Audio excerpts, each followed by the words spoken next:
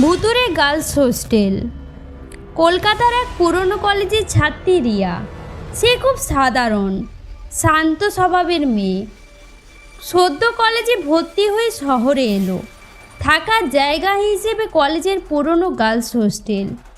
হোস্টেলটা বাইরে থেকে দেখলে মনে হয় পুরনো রাজবাড়ি। লোহার গেট, উঁচু দেওয়াল, পুরনো জানালা, সব কিছুতে একটা সময়ের ছাপ। তবে আশেপাশের মানুষ বলতো সন্ধ্যার পরে এই হোস্টেলে একটা কিছু ঘটে। রিয়া প্রথম দিন হোস্টেলে এসে রুম নাম্বার 203-এ উঠল।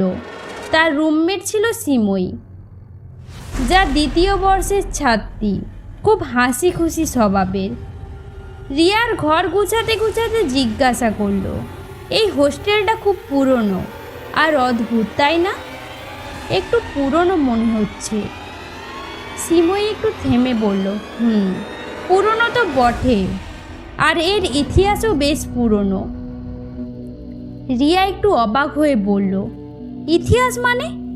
সিমই হাসল, তুই নতুন এসেছিস, পরে বলবো, এখন ক্লান্ত, একটু রেস্ট নে। রাত 2টা। হঠাৎ রিয়ার ঘুম ভাঙল। মনে হলো কেউ যেন ধীরে ধীরে করিডোরে হাঁটছে। টকটক আওয়াজ হচ্ছে, যেন কারো কাঠের জুতার আওয়াজ। রিয়া উঠে বসে জানালার পাশে গেল। বাইরে তাকিয়ে দেখলো কেউ নেই, কিন্তু জানালার ফাঁক দিয়ে এক মুহূর্তে মনে হলো কেউ যেন সাদা শাড়ি পরে পেরিয়ে গেল। সে দরজা বন্ধ করে দিল।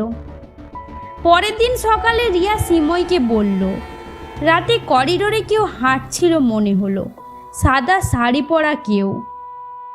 সিমই চুপ করে রইল, তার চোখে একটু অদ্ভুত ভয়।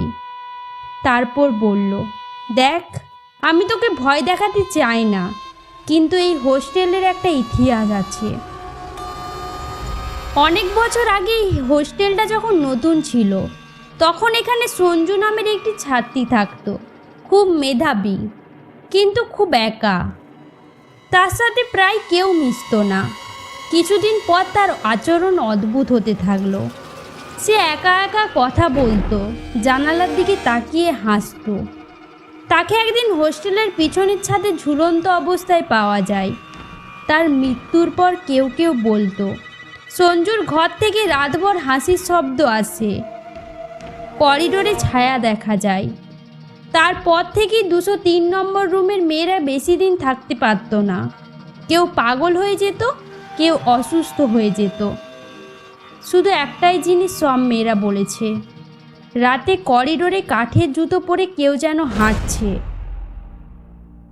রিয়া প্রথমে গল্প ভেবে পাত্তা দিল না, কিন্তু পরের দিন রাতে করিডোরে আবার সেই আওয়াজ, এমনকি তার খাটের পাশে কারোর নিঃশ্বাসের আওয়াজ। সব কিছু যেন ধীরে ধীরে পাগল হয়ে তুলছিল তাকে। একদিন রাতে 3টার দিকে সে ঘুম ভেঙে বসলো। হঠাৎ চোখ খুলে দেখে একটা মেয়ে সাদা শাড়িতে উল্টো দিকে মুখ করে দাঁড়িয়ে আছে। রিয়া চিৎকার করতে গেল, কিন্তু গলা দিকে শব্দ বেরাচ্ছে না। মেয়েটি ধীরে ধীরে ঘুরে তাকালো, চোখ নেই, শুধু কালো গহ। রিয়া জ্ঞান হারিয়ে ফেলল। রিয়াকে মেডিকেল রুমে নিয়ে যাওয়া হলো। সিমই বলল, তুই একা না, আমিও অনেকবার দেখেছি। অনেক রাতে ঘুমাতে পারিনি, কিন্তু কেউ বিশ্বাস করে না। ম্যাডাম এসে কড়া গলায় বলে গেলেন, এইসব অলৌকিক গল্প বানিয়ে হোস্টেলের নাম খারাপ করো না, এখানে কিছু নেই। কিন্তু রিয়া ঠিক করলো সে এই রহস্যটা উদ্ধার করবে। রিয়া কলেজের পুরনো লাইব্রেরিতে গিয়ে কাগজপত্র ঘেঁটে জানতে পারল সঞ্জুর মৃত্যুটা আত্মহত্যা নয়, তাকে নাকি তার রুমের এক সিনিয়র মেয়ে ব্ল্যাকমেল করা হয়েছিল। কিন্তু সেই সিনিয়র হঠাৎ কলেজ ছেড়ে দেয়, আর ঘটনাটা ধামাচাপা পড়ে যায়। রিয়া বুঝল সঞ্জুর আত্মা মুক্তি পায়নি, সে চাইছে কেউ তার বিচার করুক। রিয়া শেষবারের মতো 203 নম্বর রুমে রাত কাটানোর সিদ্ধান্ত নিল। সে নিজের ঘরে মোমবাতি জ্বালিয়ে সঞ্জুকে ডাকতে লাগলো। ধীরে ধীরে রাত গভীর হলো।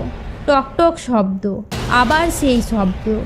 রিয়া ভয় পেল না, জানালার কাছে দাঁড়িয়ে আছে। আমি জানতে চাই তোমার সত্যিটা। এক মুহূর্তে যেন সাদা ছায়াটা দরজার সামনে দাঁড়ালো, তারপর ধীরে ধীরে মিলিয়ে গেল, যেন ধোঁয়ার মতো। ঘরের বাতাস হালকা হয়ে গেল, আর সেই রাত থেকে রিয়া আর কখনো করিডোরে জুতার আওয়াজ শুনতে পায় না।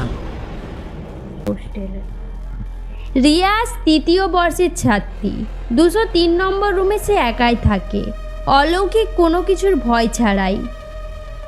হোস্টেলের অন্য মেয়েরা অবাক হয়ে যায়, এই মেয়েটা কেমন করে এত সাহস পেল। কিন্তু রিয়া জানে, কখনো কখনো ভূত শান্তি চায়, শুধু সত্যি কথাটুকু স্বীকার করে নেওয়াই ওদের শান্তি। আপনি যদি প্রথমবার এই চ্যানেলে এসে থাকেন তাহলে সাবস্ক্রাইব করতে ভুলবেন না। এরকম আরও নতুন ভিডিও পেতে সাবস্ক্রাইব করুন। ভালো লাগলে লাইক, কমেন্ট আর শেয়ার করতে ভুলবেন না।